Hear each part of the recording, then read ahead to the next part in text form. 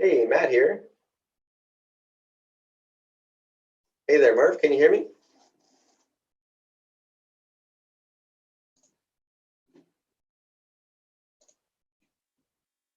Hey, Murph. This is Matt here. Can you hear me?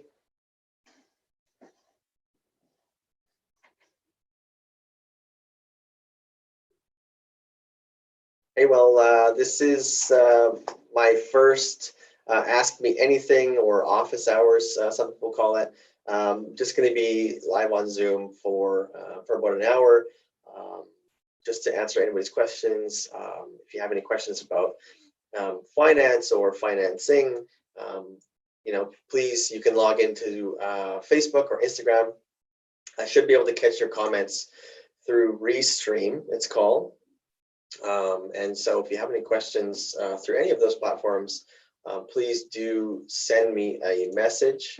YouTube should work, I hear, but I'm just opening all these windows right now, so I don't sound like I know what I'm doing. I don't. Like, I'm not a technology guy. I'm a finance guy.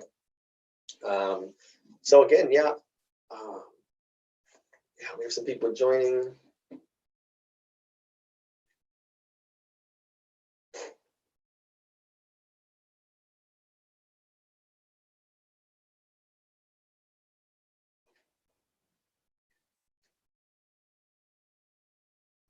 Hey, Marvin, Carey, can you hear me? I can hear you. Can you hear me? I can. Good to talk to you again. Yeah, it's been a while. It's been so long. And how are you? I'm doing well, thank you. And you? I'm doing really good. Yeah, doing awesome. It's very busy. That's great. And are you still doing that other thing too? Or is this taking up all your time now? I'm doing a lot of things. It's taking up a lot of time, but yeah. So I'm still a working CFO for the group of firms I was with when I met you last year. I'm also a CFO for some other firms in the Vancouver area, and I'm also helping people raise some financing, helping them put together financing packages, and then, other than that, chatting with entrepreneurs pretty frequently, trying to give them some advice and tips for how to get through the banks to get what you want. That's fantastic. Yeah. And so you mentioned you're working on an app right now, or you're working on tech, right? On an app, yeah. Cool. What kind of app? And just so you know, we're on Facebook Live and Instagram Live also. Oh, okay. I mean, nobody's watching. I can see the numbers. There's nobody looking. Yeah, we're on. So don't give anything away that's too confidential. And if you wanted to have an offline conversation involving stuff that's confidential, happy to. Yeah, I would be. There's a couple of things I'd love to pull up with you on. Okay, great. Do you have any questions you could ask right now, or is it all the kind of stuff that you wouldn't want to be live on something for? No, I have so many questions. I don't really know where to start. Okay. And I don't know if you've covered this before in any other office hours or recordings, but would you be able to kind of walk us through like a term sheet? Or I don't even know, like for me, where I'm at, just very, very beginning stages. Like we haven't even started on a friends and family round. But that would probably be first, and then looking to angel investors. And so just really trying to wrap my mind around everything, and especially with this project being different than the last one, it having the potential for more tech-like returns on it, then it goes into a different type of investing space. Yep. So have we talked about a term sheet before? No, I haven't talked about a term sheet on any of the either webinar type things or these before. Are you thinking of trying to draft one for friends and family? I have no idea. Okay. Zero idea, Matt. Zero idea. I want people to give me money and I don't want to get screwed over in the process. Got it. And Merv, I think you're connected to audio now, right? I've got your audio. Yeah, I can't get my video to work worth a crap. No problem. No problem. Anyway, yeah, actually, that's kind of funny because I want my people to give me money, yeah, and not get screwed. Okay. All right. Well, I'm happy just to be. Sorry, go ahead. That's the best question ever. Awesome. Merv, do you want to tell us a little bit about what you're up to? Well, okay, I'm a project engineer by training. I've been doing it well, I used to work in mines, underground mines, chemical, uranium, stuff like that. So I'm a project engineer. I semi-retired now. I've hit the magic age, and I'm sick and tired of making other people a lot of money. So I'm trying to do my own thing. Now, for 10 years, I ran a facility. We actually, as a project guy, I went in there and we flipped an old residential school. It was an old Bible college that was in fairly heavy disarray and disrepair. So I went in, rebuilt the whole place. We turned it into a business and convention center. We were doing quite well. We were in the black. And then, of course, the owner of the facility got himself in some financial issues and decided to go into receivership. So killed the whole thing. And I thought, well, you know what? I should be doing this for myself, doing this kind of stuff on my own. So I have developed a business planner for one of the tenants that was in our building, not very long, because I mean, we had just got them set up and they were starting to run. And I think they only ran for 6 months before the owner got himself in trouble and the sheriff showed up. So they approached me and they said, geez, you know, if you could get another building, we'd like to, you know, continue doing what they were doing. So I put a business plan together for my hobby, which is racing, kart racing. I've been doing outdoor kart racing for 10 years. Oh, no way. Yeah. So I wanted to build an indoor track, much like you're in BC. Yep. So much like Speeders in Vancouver, Calgary, Edmonton.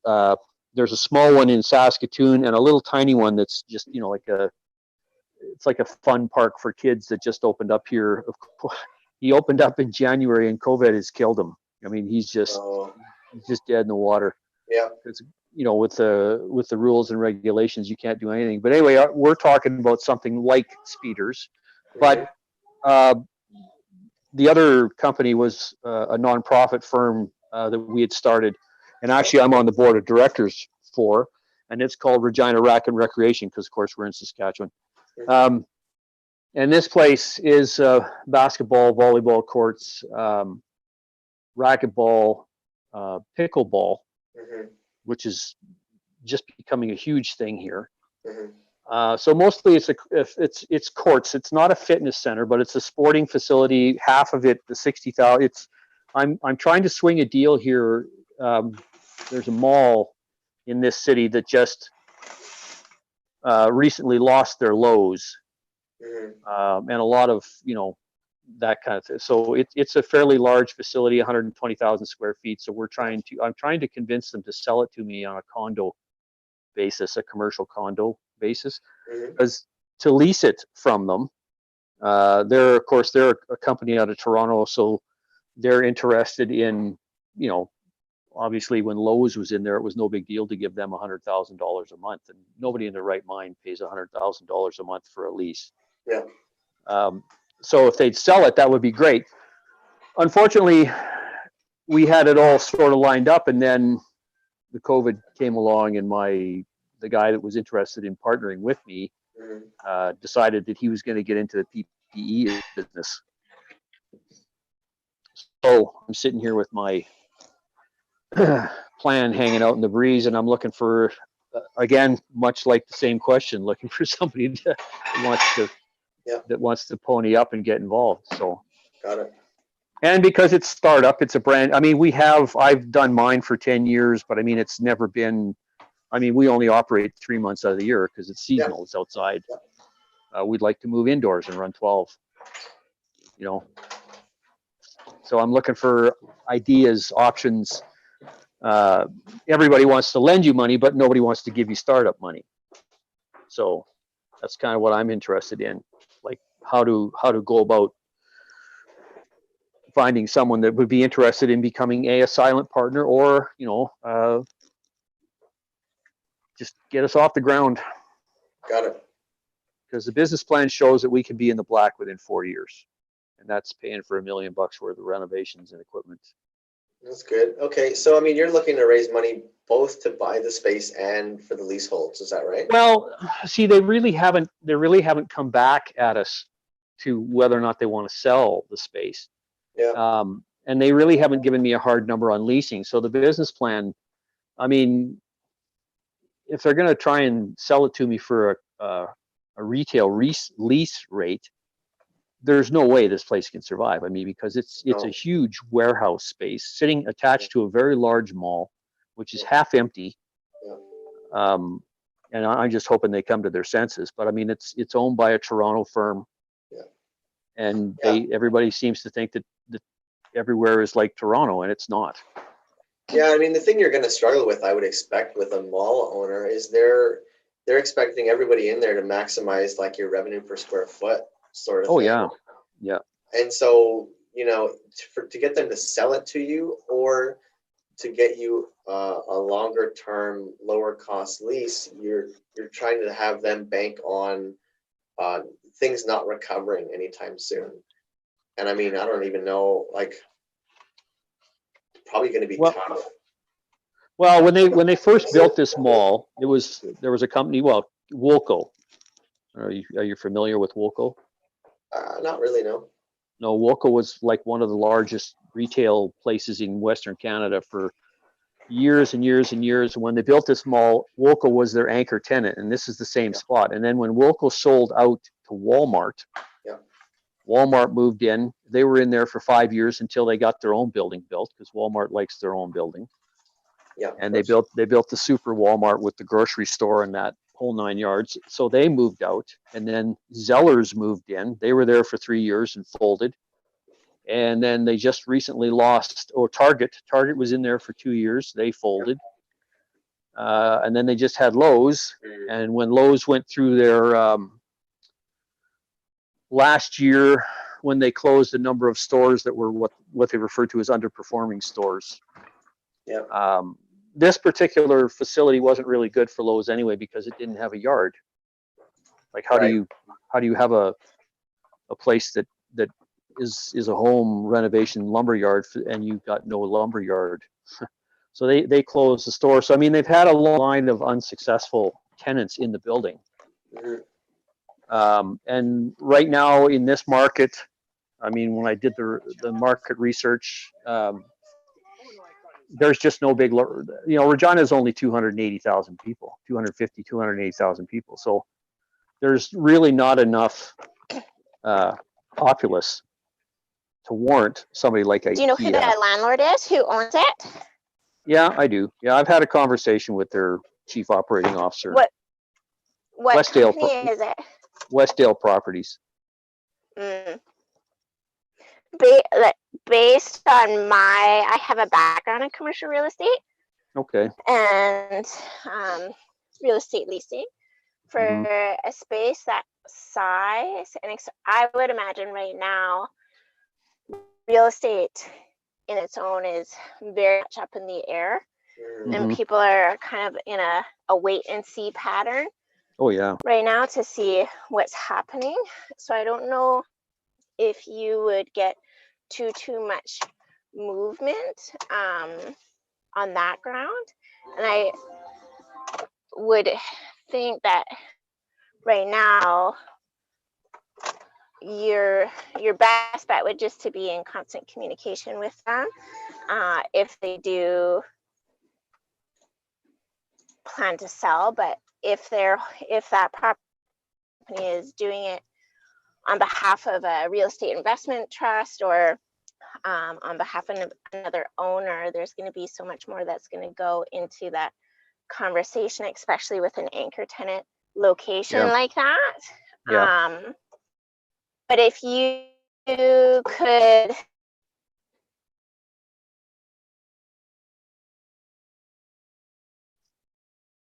Oh, I lost your audio.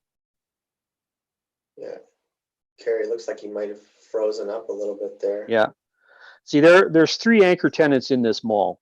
Yeah. One is the space that we're interested in. The other one is, of course, a very large and very new Sobeys. Oh, there she is. Oh, sorry. I'm now driving in the car. You'll have to repeat all of that. Oh, sorry. So what I was saying, if it's an anchor tenant location, they're going to be looking most likely for a national branded tenant to hold that space. So I would say, like, if you're willing to put your concept out there right now, is to try and garner local interest so that you can then show them how many people would be coming to that site in a day. So how much. Oh yeah, we've done that. Yeah, I've done that. We actually sent a proposal letter, a feasibility study almost, said that, you know, bare minimum on the court side, the Regina Racket Recreation side, you know, you're on a bad day, it's 30,000 a month. You know, but then you have to take in, that's your, you know, on a bad day or a bad month, that's 30,000 a month for just people using the courts. Then you've got staff, maximum 5 for the whole thing, because you don't really have to do much. You need a janitor and you need somebody to run the front end, you know, and you hire consulting out to, like, the guy that's actually my accountant. He's stuck in Ukraine right now. So he can't even get back into Canada. Anyway, you know, I mean, it's the same thing for him. He comes in once a month for 2 days, and at the end of the year, he does the taxes, kind of thing. I do all my own marketing. I do all that stuff, because my wife and I own a management consulting firm here. We're doing a big contract with Manitoba Health right now. You know, so I mean, it's a matter of saying, okay, and the numbers for the racetrack are, you know, anywhere from, well, most of the revenue generated from the racetrack is through promotions, advertising, sponsorship, stuff like that. So, but I mean, the number that we gave them, you know, a good, you know, a decent month is 50,000 a month, and they won't come back with a number as to how much they want. So I mean, they might just be stringing you along until the market, you know, settles a little bit.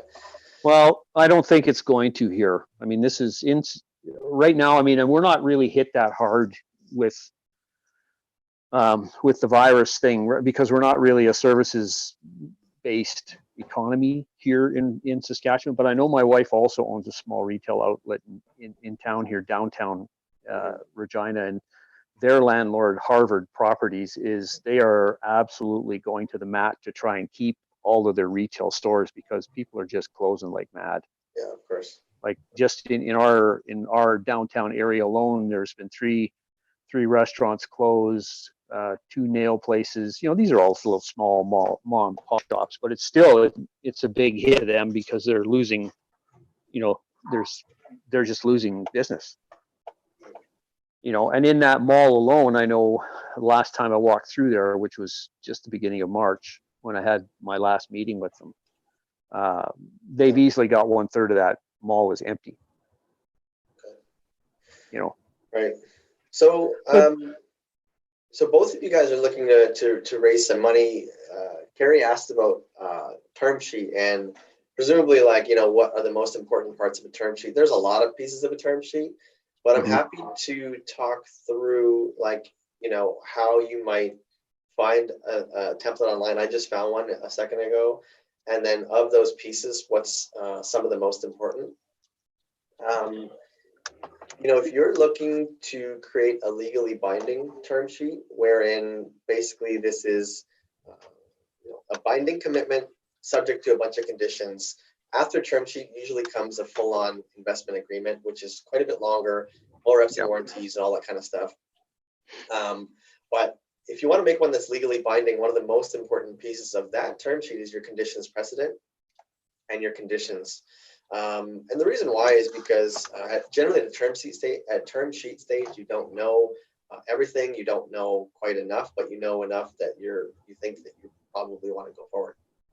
So conditions precedent are really important. Basically, they're your ways out. So if you don't satisfy X, Y, Z conditions, the investor or funder is not responsible, not on the hook to fund the investment. The other things that are important, I'd say, are obviously the amount that you're looking for, but then what the amount is going to get the person funding it. So, for example, I want $100,000, and you're going to get 20% of the company, or 40% or 5%, which implies then a valuation, right? So if you're offering 20% of the company for $100,000, you're implying a valuation of 500,000 of the equity, right? So you want to have a valuation in there. You want to note what the proceeds are going to be used for. So your investors have an idea that if they put 100,000 in, you're going to do this, this, this, and this, and so what the money is going to be used for. And then one of the other most important things is the target return, or if you're fully, like, if this is very, very early, you might not have a target return in mind, but what you would have is like a liquidation preference. So for example, if somebody comes in and buys what was formerly the stock, this is how it works. And I'll send this sample term sheet I have to you guys on this call. That'd be great. Thanks. Yeah, that'd be awesome. Yeah, of course. And otherwise, how the money will flow, you'll want to have that in the term sheet. What else is important? When I write term sheets, I like them to be pretty expansive. So mine are often 10 pages. You don't have to do that. The one I have as a sample is not 10 pages. But I like to include all my conditions precedent, or you call them CPs. I like to have my positive and negative covenants, or at least a bunch of them in there, so that it's close to a loan document, but it's not quite. So that's how I like to do them, and I think it just gives somebody a pretty solid piece of paper at this stage. What we do, I often will do a LOI, letter of interest, then a term sheet, then a loan agreement. So letter of interest is not as specific. It doesn't lay out many events of default. It lays out some of the key conditions precedent to funding. So for example, Carrie, if you're working in tech and let's say you're, I don't know, creating an app that tracks bicycles and you can find them and that kind of thing. So at the LOI stage, if you're looking for funding, you might say, I want funding for 100,000. You're going to get 20 whatever percent of the company. Conditions precedent, like where you're not, and generally an LOI isn't legally binding, so they're not bound to fund, but an LOI might say that some conditions precedent are that I've incorporated in this jurisdiction, the business plan is to your satisfaction, I have other funds from this, or there's evidence that I've put in $50,000 of my own money, because most investors will want to see that you have skin in the game. And so some quick conditions precedent, and then you'd have a list saying, you'd have a bullet saying all other conditions precedent as is normal for a transaction of this nature. And then you could put, normally in like if you're looking at friends and family or a seed, there isn't really default provisions. If you wanted to include some, you could, so that they had some more comfort. It de-risks a little bit, but you wouldn't normally do that. Is that in your template? Let's see. Do they have default provisions in here? There's a covenant here. No, there's not much in the way of default provisions. Okay. But again, it depends where you're at. Like, if you're looking for a partner or a friends and family, like, default provisions are like, if this happens, you have to give all the money back. So do you want to add one at that stage? I mean, most people wouldn't. But you can, again, if you want to provide more comfort, you can offer them security sometimes. So for example, you could, if you had one business that was working and you wanted to raise money for another business, one thing you could do sometimes is say, I want $200,000 to open up the new business, but what I'll do is I'll give you a cross guarantee from the other company. So I'll allow my investors to take security on the existing company. So that if this one doesn't work, they can look to this company to get paid back. That's one way to do it. You can do that with your house. Not saying you should, but you can. So there's a lot of ways. And again, so the main thing about writing a term sheet or structuring any deal is to think of it, and I'm sure you guys do this, but think of it from the point of view of your investors. And the questions they're going to be asked: well, how much do you want? What do I get? When am I getting it back? How do I know I'm getting it back? Right? Those are, and what are the guardrails? So those probably 4 or 5 things I just said are probably the main things that you want your term sheet LOI to do for your investor. So that's probably the best I could say for getting started. If you're going to do something legally binding, I mean, I would for sure contract a lawyer until you've done a few of them. Oh yeah, yeah. And Jack, I saw you just joined. Welcome. Thanks for joining us. Mervin and Carrie are in the process of kind of starting up something new. So we're looking at how to raise money, kind of friends and family around.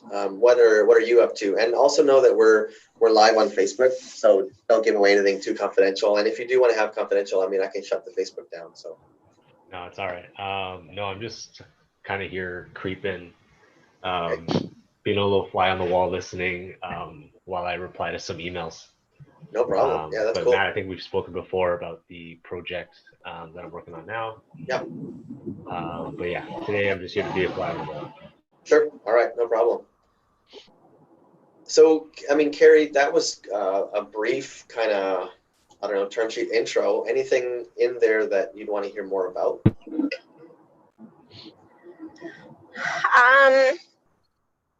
Obviously related, but not term sheet specific. Yeah. How do you figure out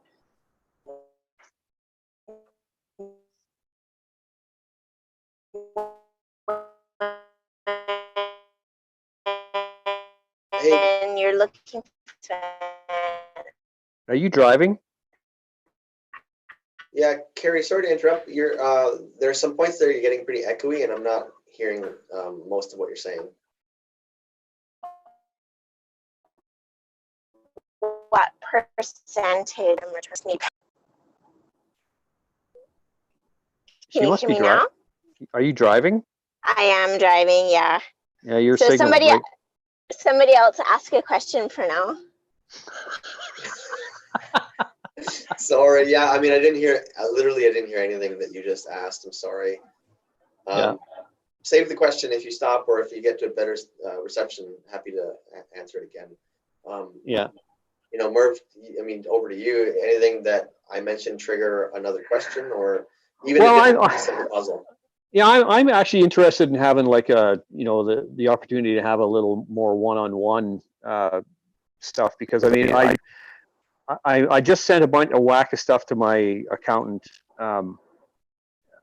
just because we're still tweaking the you can't really develop a solid rock solid business plan if you don't know what you're paying for lease, or if you don't, because I mean that's a big chunk of your revenue, of your payables. So actually, Merv, if I may jump in just right there, what you can do is you can find the max lease that you're willing to pay, and your investor is subject to you finding a lease under that amount.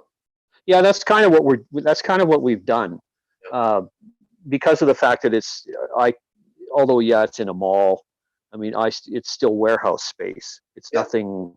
I mean, for me to go in and do all the leaseholds, because I would, it's my background, engineering, construction, stuff like that. I mean, I would do all the work myself,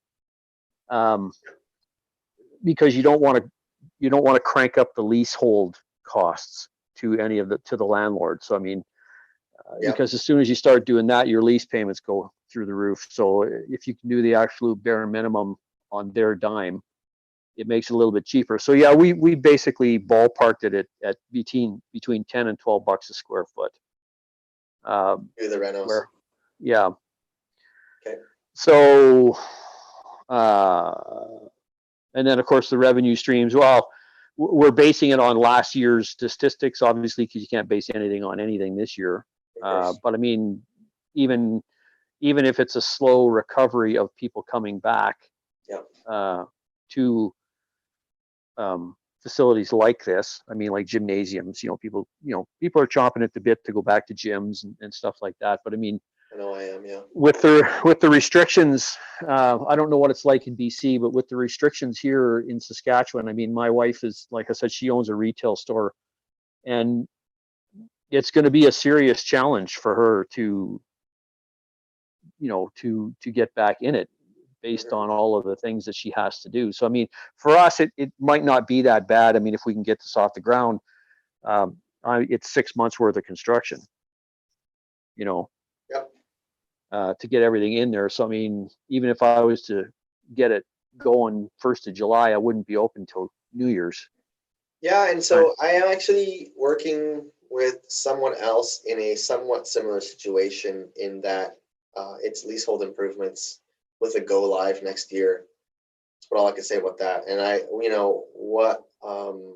different industry, of course.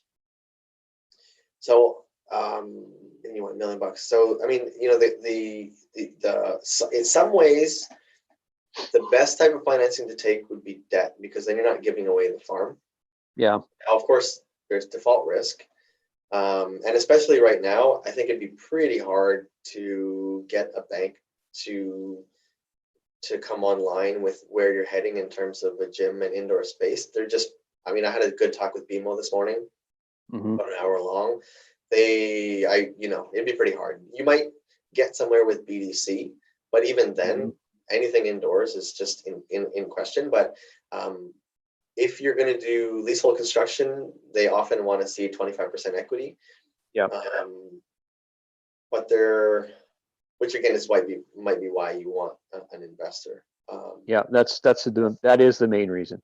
Because I've approached initially, like I know a couple of guys in the banking business here, like Great Western Bank. Yeah, they're great. Yeah. Here, no offense, but I wouldn't touch BDC with a 20-foot pole. I've heard that, and I'll say that they have their place. I know a bunch of account managers, and I know a bunch of account managers across the country from there. It's a higher rate, right? I mean, that's one of the reasons. But the other thing is that they give you a lot longer terms usually. Yeah.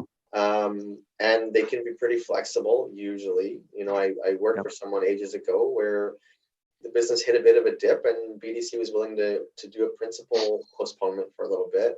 So they're flexible. What do you know about Scotiabank? I have not worked with Scotiabank recently.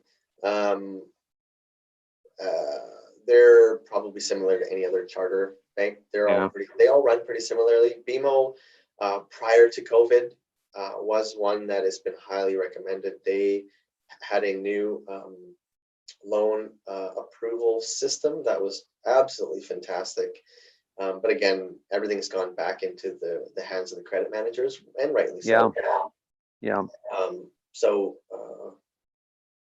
See, we initially had, when we started building the business plan, at least for the racing side of it. I mean, I had a couple of meetings with Affinity Credit Union. Here, and they were actually very receptive. I mean, it was kind of funny. I could get a better deal from the Affinity Credit Union in Saskatoon than I could in the Affinity Credit Union in Regina. That was a little funny. Account managers. Account managers in Saskatoon are a little more receptive to new commercial business than they are here in Regina. Regina being a very government-driven town. Yep. Not as much free enterprise kind of thing. But yeah, I'd be interested in looking at the banks, and I don't want to have to go and have meetings with everyone. So I mean, your opinion on who's better to deal with would be good. Yeah, what I would suggest, who do you bank with your current businesses? TD. And this accounting, or the consulting firm just opened an account in Scotiabank. So I don't know that much about Scotiabank. I know it's just, the only reason I did that is because it's right across the street downtown from my wife's store. Got And it. it was just So, convenient. yeah, I mean, I would definitely check with Scotia. TD can be hit or miss. Yeah, it's been hot and cold. Yeah, yeah, I've heard that a lot, and it's very common for business owners and people that do what I do, in my area as well. Most people won't go to TD right now. Yeah. Now, I mean, I've been with TD for 12 to 15 years now, and I'm looking for a way to get away from them. well, I mean, no time like the present, and again, taking your business elsewhere for a transaction like this would make sense. But I'm going to be really honest; it's going to be very difficult to get anyone looking at this right now. So hard. Yeah. But I would, the foundation of your pitch is the business plan. Mhm. And I think in some ways the foundation of your business plan is you and your wife's expertise. And I Mhm. think from what I've heard, with your project management and your other commercial experience, that's good. And then the financial projections, right? I mean, your financial projections are really what anyone cares about. Your business plan Mhm. supports those, and you just need to make sure your business plan is reasonably concocted. Yeah. So Yeah, like as far as the kart business goes, I mean, the racing end of it, we've gone out, our projections are out to 5 years. Mhm. Now we're just in the process now because the Regina Rack and Recreation one is the newer side of it. So I'm working on that right now. Mhm. So there's a lot of unknowns in that I've gone to SAS Sport and some other places just to look for marketing statistics and that kind of thing Mhm. to base that business on. But I mean, I was going to ask you. Oh, yeah, that's what I was going to ask you. When they originally started Regina Racket Recreation, they created it as a nonprofit. Yep. The reason that they did it as a nonprofit was because they were eligible for Sask Lotteries funding. Yep. If they were up and running, they give you nothing for infrastructure or for startup, but once you're in it, if you're teaching like anything that's relatable to the Olympics, let's say, like racquetball, Mhm. volleyball, basketball, ping pong, which just blew me out of the water. Ping pong is an Olympic sport.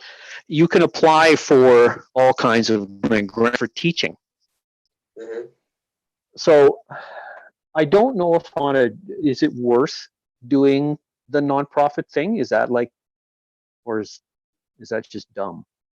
No, I'm actually pretty familiar with nonprofit, private, charity, conglomerated kind of group structures.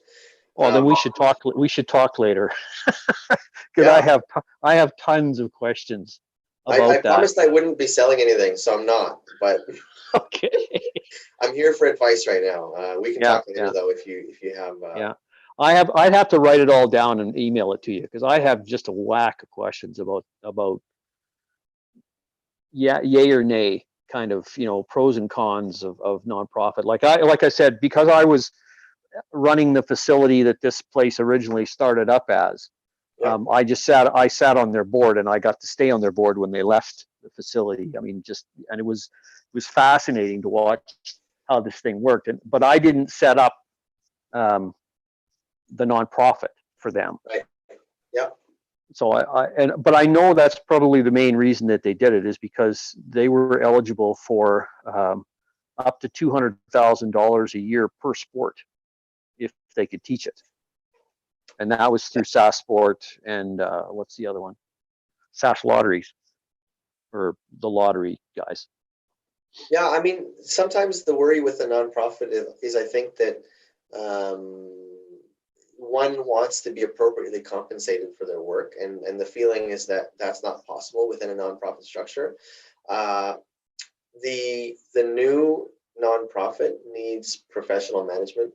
What we know about the nonprofit sector is that donations and government money isn't as freely flowing as it used to be, and so I don't think it's uncommon to see heads of nonprofits making a decent salary, to be quite honest. What you don't have in a nonprofit, and what you shouldn't, honestly, is the ability to take out dividends to shareholders because there are none. And so, but you're getting other benefits from that. And so what can be done sometimes is a nonprofit like owns and runs the programs, but there's a management co that provides services to the nonprofit. And so you need to connect with a lawyer on that, but yeah, and that's kind of what my model was going to be, because if I had one half of the facility was running as my indoor track, I mean, it would be the management company for the Regina Racket Recreation. Yeah, and all you're going to have to do is, well, I shouldn't say charge a management fee. Yeah, well, you're going to need to connect with a lawyer to make sure it's above board, specifically in your province and in Canada. And then you're going to need to make sure that you're not charging. You need to charge like market management fees. So what would happen is, I believe if you'd be seen to be charging management fees that were exorbitant, Well, yeah, but that might trigger CRA's interest, and they'd look into the structure and go, "Oh, you're just doing this to get the money," and then that would cause you problems. But if you're providing management services that, like, let's say, for example, the management co was you, and you're providing CEO services. Well, could you charge 200, 300 grand a year? I mean, probably. Could you charge $1 million? Probably not. No. Not if your nonprofit wasn't huge, right? So that's kind of what I mean. I think a lawyer would vet the structure, but the management fee would just have to be reasonable. Oh yeah, and see, I'm not thinking of anything through the, like that would be, more than, well, I wasn't thinking more than 80,000 a year. Yeah, I mean, and that's, completely reasonable. You could make that. I mean, what you could do is charge if you wanted to receive dividends yourself, you would charge that fee to the nonprofit, and you take a dividend from that management co. Yeah. And that way you wouldn't have to have like quote unquote salary from the nonprofit itself, and that you'd also still be realizing the benefit. And again, you're providing services and training to like the public, which is why you'd be then qualifying for the governmental support. So as long as you're holding up your end of the bargain, I mean, and it's all above board, I wouldn't expect many issues. So. Oh, okay. So what I'll do, I'll put a list of stuff together and I'll email it to you, and you can, sure, if you're willing to bounce some information back and, structure that kind of stuff, that would be helpful. Yeah. I know the guy that used to run it, like when it was being run. I'm trying to get my hand on him because I'd like to pick his brain about some things, because he was actually like the golf pro. Like every golf course has a golf pro, and he was that guy for their company. So I mean, that adds some serious validity to when you say you're going to have a training program, and oh, by the way, this guy's the instructor, and they recognize him, they know him, and then they go, yeah, okay, it's because if you just say, oh, my daughter Caitlin is going to be running the course this month, Well, exactly. Yeah. Everything would be above board. So if that, it sounds like the potential for working in with that existing nonprofit might make some sense, right? Mm-hmm. Yeah, for sure. Okay. And the other thing about a nonprofit I'll say is that you don't control the board. So that's probably the other reason people don't want to use a nonprofit structure, is because if you don't control the board, you don't control who's the CEO. If you are the CEO, right? Yeah. So there's always, and again, because you're providing public service, this is why it's set up that way. But if you wanted complete control, you wouldn't go with a nonprofit structure. But if you want, and see, I'm not, I've done event management for 12 years now on some other things, like obviously my racing stuff and some other things. I've done a number of big charity events, and I wouldn't be interested in being a CEO. I'm just the management guy. Got it. I'm the guy that runs the building. I'm the guy that takes care of all of your basically day-to-day operations, and you got, the board members, because when you're dealing with a group of specific people, especially racquetball guys, squash guys, you're dealing with everybody's ego, and I don't want to do that. Right. Oh, I see. Yes, that makes sense. I understand. Yeah. Yeah, I'd let them run their own board. I mean, I would maybe be like I was when we did it the first time. I just sat on the board and said, okay, here's what the building's capable of doing. Here's what it's going to cost you for this. Here's what's going to cost you for that, and then they make their own decisions. Mm-hmm. So, right. I'm basically including this nonprofit so that I can have my track. Right. Yeah. So my track is all I really care about. Oh no, of course. I used to work for a guy named Daryl Redlin out here, who was a major kart guy. So I have some connection to the karting world. Kodiak Motorsports and Kodiak, and they used to make sprockets, I believe, for karts too. Okay. Hmm. Yeah, it's too bad I can't. It's too bad I can't get my video to work here because I've got two of mine sitting here that.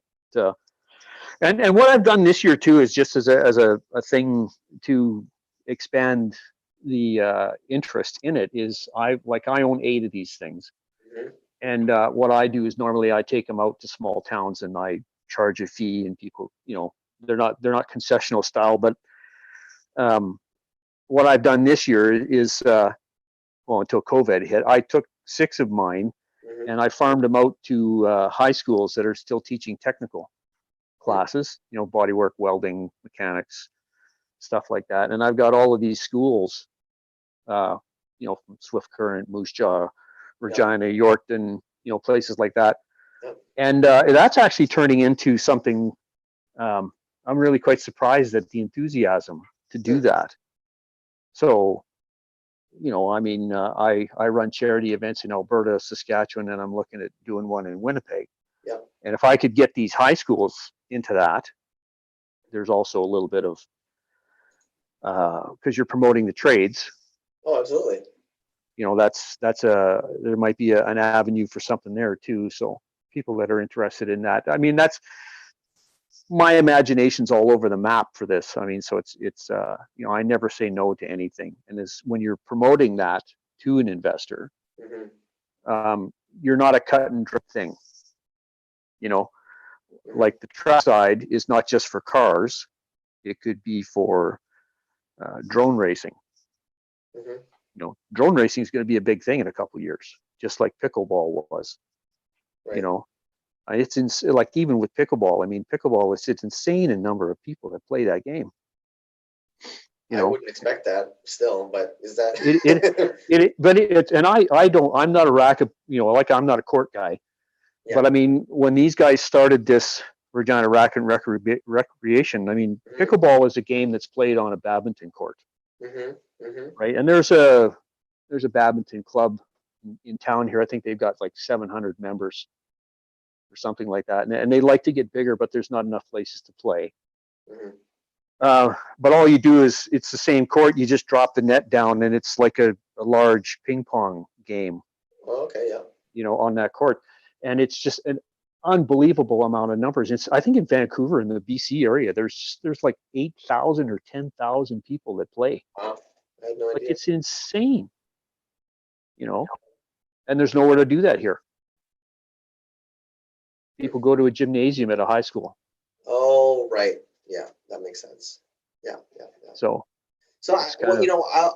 I want to say one thing. You mentioned that you kind of keep your options open and you don't say no to anything, and I think that is good. But I think that sometimes, and with some investors, it can cut the other way. So what they'll worry about is that you'll be you don't sound like this. Well, no, within reason. It has to do on the racing side. It has to do with racing of something. So, like I'm not going to say, I don't bring in, roller derby kind of thing. I would, Right. Sorry. Right. Oh, I see. So like a race. Okay. So that makes sense. Focus is racing. So now, if your focus is racing and like you'd like to have this space so that you can race, is there a chance for you to have a dedicated racing only facility so that that's all you got, all you could do, or are you interested in running like the sports arena, or would you prefer would you be happier if you just raced and had a space for that, or would you be happier if you had all these things? I would be, but the court stuff is the gravy. to run that facility is relatively not very expensive.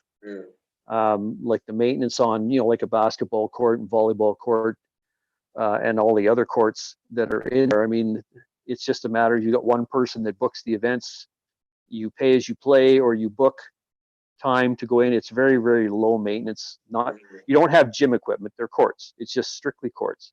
So it's not a fitness facility. It's a place where people will come and play a game. They shower, you clean up. That's guaranteed. That's actually, the revenue stream for that is actually a lot more easier to produce than it is with the racing thing. Because the racing, you're basically selling to a very particular type of person. Know what I mean? Like, not everybody wants to do it. Right. Whereas there's a lot of people that will, like, there's a lot of high schools. There's a lot of other seniors clubs and that sort of thing that are, and there's just been a big demand for it here, and they're talking about it now. Of course, nobody ever does anything about it. So for me to incorporate the two with a wall between, so that they're separate entities but in the same space, inside carts are electric, so they don't make a ton of noise. There's no issues with ventilation or exhaust, so you really don't have to worry about cross contamination. Right. So, and it's a more lucrative cash flow. Yeah, gotcha. Yeah. Yeah, I mean, we're connect. Sorry, I didn't mean to cut you off there.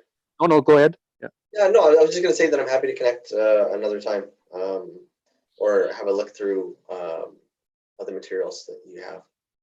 Yeah, like what I'll do is, if you don't mind, I can shoot you the feasibility document that we did up for Westdale, and there again, like I said, if it's a game that they're playing, I mean, I am looking for something similar, but I mean, this space just is, it's so much easier to do everything because the ceiling's the right height. There's a column every 40 feet, which doesn't really get in the way of anything. So I gave them a quote for removing, I think it was 4 columns, because you can't play basketball with a steel beam in the middle of the court. But I mean, I've done structural engineering before, so I mean, we quoted, and we basically told them, you don't have to do a damn thing. We'll do everything. The only thing I asked them for was to possibly some issues with the plumbing when it had to do for showers and drainages. But I mean, the place it's a warehouse. It's got all the overhead sprinkler systems already in it. It's right up to code. It wouldn't take much. See, and that's the nice thing about that particular facility. Plus, you're already connected to something that draws people, and this would also draw people to them. And when we had our initial conversation with them, I mean, they were very interested in that because, they're obviously looking for something more long-term than 3 to 4 years. And I just don't know if they'll get that. Yeah, I mean, it's tough to say. Like, there's talk of the whole malls thing not existing in time. So I wonder if it, signing with them actually increases risk for you, whereas finding a standalone warehouse, you always have a warehouse. Yeah, and see, and that's kind of the idea of us going with as a commercial condo with them, is to say, sell us the space. We're still connected. Yeah. We don't need your maintenance guys. We don't need this. We don't need that. But I mean, we're bringing value to your mall, but we don't want to be, I don't want to be subject to any of your mall issues. Yeah. Are you looking for other properties too? Yeah, right now, ceiling height's an issue. See, for most of the courts, you got to have at least 25 feet. Most basketball or volleyball, anything like that, you got to be, you have to be gymnasium height for a lot of the stuff, especially the well, racquetball courts are 20 by 40 or 20 by 20 by 40, Mhm. 40 feet long. So they'll fit between the column spacing, which is good. And they've got the ceiling height Mhm. to put the courts in. Um, Hmm. most other warehouses are usually 14 feet, Right. you know. So I mean, it's just not. I mean, we'd look, and if push comes to shove, yeah, we'll just run with the track and don't do the court thing. Although it would be nice because it's an extra 30,000-40,000 a month. Yeah, no kidding. Yeah, that would be good. Yeah. Hmm. But Well, anyway, yeah, I appreciate all your insights into nonprofit because I really don't know that much about it. mhm. I mean, I've done some reading, but you know, I'd like to get your opinion on it. Sure. Yeah, maybe we can talk a little bit more about it too. Um, yeah, I mean, we're at the top of the hour, but thanks so much for logging in to chat, Merv. It was great to. This is great. I appreciate it. Yeah, I'm glad. I'm glad you feel you got some value, and this is kind of what I'm hoping to do. I might do one of these a week for the next little while, and not sell shit. Just talk about what you might do. So Yeah, glad that you no, found it helpful. that's great because I mean, it's nice to be able to have people that are willing to share what they know. Mhm. I mean, I do that, and a lot of times I tell people, why aren't you charging for that? Well, I'm just trying to help a guy out. Just trying Yeah, to you help know what? I somebody get think off the some ground. people will be able to take what I've told them and go do their deal. Others will want me to do it, and others will hear about this. And so it's, I'm not worried about it. Yeah. And I mean, honestly, like this is fun. Like I love kind of hearing what's going on out in the world and seeing how I can help. So anyway, thanks Mhm. again so much, and looking forward to your email. And Jack, hopefully this was some good work music, so to speak. It was, yeah, yeah. I've actually got a call with Alex in just in a little bit, so thanks for making that intro. Oh yeah, of course, fantastic. All right, well you guys No, have and I can't remember her name in the car. Carrie. Carrie, yeah. Yeah, Carrie. Look forward to talking to her too. Yeah, no, that'd be great. Yeah, I Wouldn't will. mind picking her brain either. I'll ask her if I can share an email, share her email with you, and then if she's fine with that, I'll do that. Sure, that'd be great. Great. Okay. Awesome. Well, I appreciate it. Thank you very much. Thanks so much, guys. Have an Thanks, awesome day. guys. Good call. Thanks All for right. setting this up, man. Take care. Have a good one.